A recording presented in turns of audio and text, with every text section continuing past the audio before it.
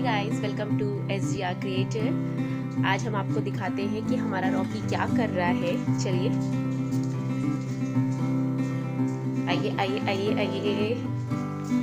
ये देखिए, ये खा रही है कचकच रोटी।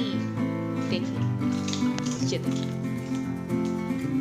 इसे सॉफ्ट रोटी बिल्कुल भी पसंद नहीं है। ये खाती है, कुछ डॉगी कभी कभी क्या करते हैं, उन्हें सॉफ्ट रोटी देंगे तो वो नहीं खाते हैं। तो गाइस, आप भी ऐसा कर सकते हैं। अगर आपका डॉगी खाना नहीं खा रहा है तो आप रोटी को धूप में रख दें। जब वो सूख जाए तो उन्हें लगता है कि हड्डी है और वो हड्डी समझ के उसे कच कच कच कच खाते हैं। देखिए कितना इंजॉय करते हैं रोटी को खाने।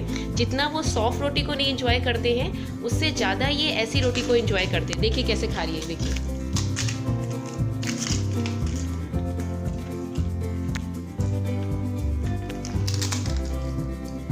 रॉकी, ये देखो,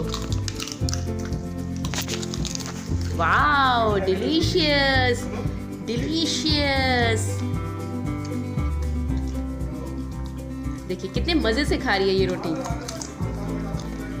ये देखिए। तो गाइस, आप भी ऐसे अपने पेट को करिए अगर आपका डॉगी खाना नहीं खाता है। Thank you guys for watching this video. Bye.